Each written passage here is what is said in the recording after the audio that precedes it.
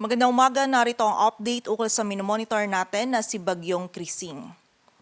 Nakalagpas na ng coastal waters ng Babuyan Island si Bagyong Krising at huli itong namataan sa layong 125 kilometers west-northwest ng Calayan, Cagayan. Taglay pa rin ito yung lakas ng hangin na 85 kilometers per hour malapit sa sentro at bugso ng hangin na umaabot sa 115 kilometers per hour.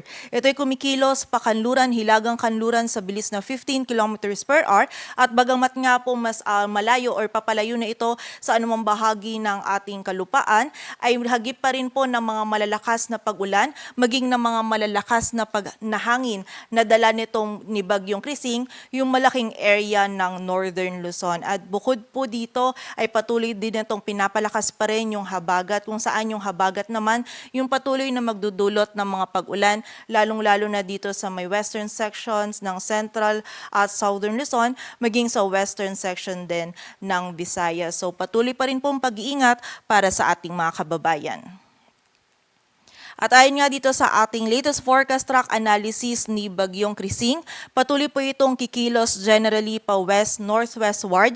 Palayo na nga po dito sa anumang bahagi ng ating kalupaan. Ngunit may kita pa rin po natin dito sa ating image, itong area under shaded yellow. Ito pa rin po yung sakop ni Bagyong Krising. So malaki pa rin po yung sakop ni Bagyong Krising at malaki pa rin po ang bahagi ng Northern Luzon yung makakaranas pa rin po ng mga malalakas na hangin na dala nito ngayong araw. And bukod po dito, meron din pa rin mararanasan ng mga malalakas na pag-ulan. And in-expect po natin this morning or this early afternoon ay lalabas na nga ng ating area of responsibility si Bagyong Krising. Ngunit meron pa rin pong posibilidad na kahit nasa labas na ito ng PAR, dahil nga po malaki yung sakop nito, posible pa rin pong mahagip ng mga malalakas na hangin and also ng mga pag-ulan, lalong-lalo na itong northwestern section ng Northern Luzon.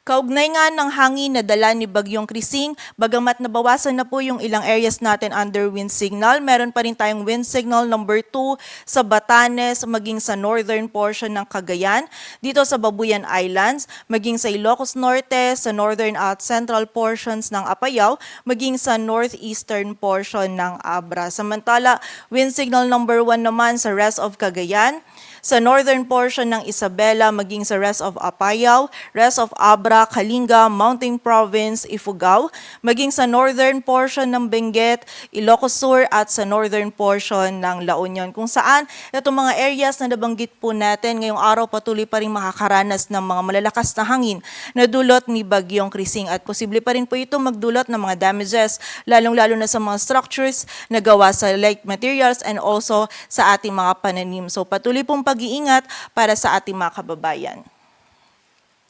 Samantala, bukod po dun sa mga areas natin under wind signals, dulot naman po ng habagat ay makakaranas din ng bugso ng mga malalakas na hangin ngayong araw. Itong area ng Metro Manila, Central Luzon, Calabarzon, Bicol Region, Mimaropa, maging yung buong bahagi ng Visayas at yung malaking bahagi din po ng Mindanao. Samantala, magpapatuloy po itong mga bugso ng mga malalakas na hangin na posible nating maranasan bukas at sa Lunes dito sa Metro Manila, maging sa malaking bahagi pa ng Luzon at Visayas at sa may western section ng Mindanao.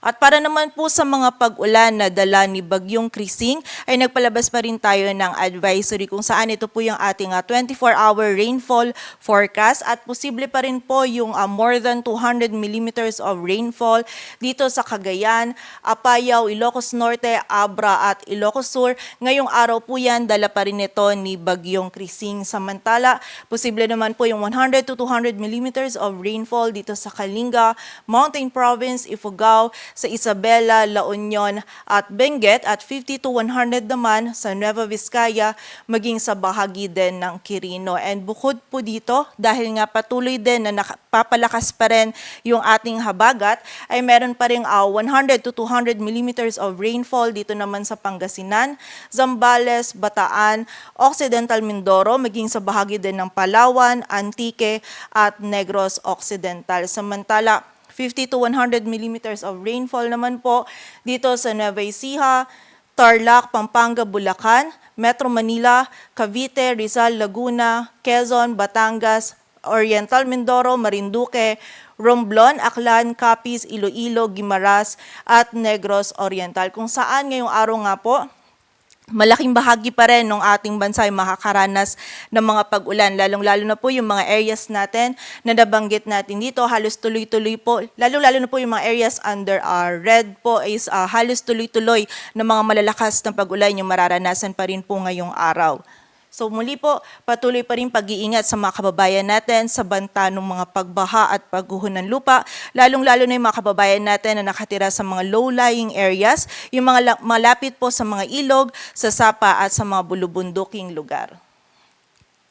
Samantala, bukas naman, kahit po nasa labas na si Bagyong Krising, posible pa rin pong mahagip ng mga kaulapan nito itong area ng Ilocos Norte at posible pa rin yung 50 to 100 millimeters of rainfall. Most likely po yan bukas ng umaga.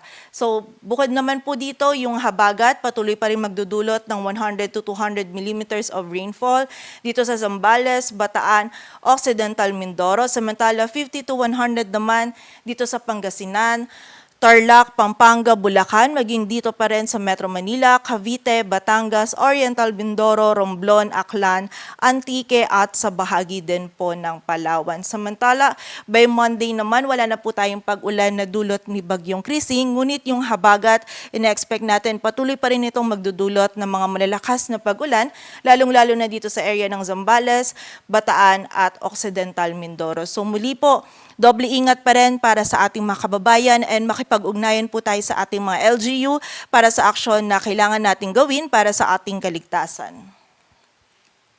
Samantala sa kasalukuyan naman po ay meron tayong mga heavy rainfall warning na inisyu ng ating mga regional offices. Ito po ay as of 5 a.m. today kung saan meron pa rin tayong red warning dito sa bahagi ng Ilocos Norte, dulot po ito ng Bagyong Krising. Samantala orange naman po sa ilang bahagi ng Cagayan, Babuyan Islands, Abra, Apayao, Ilocos Sur. Samantala yellow warning naman po dito sa may La Union, sa may ilang bahagi ng Benguet, maging sa Pangasinan. Samantala, yung malaking area naman po ng Zambales, Bataan, maging yung ilang areas pa ng Central Luzon, maging dito po sa Metro Manila, Cavite, Batangas, ay meron naman po tayong nakataas na orange warning. Dulot naman po ito ng habag.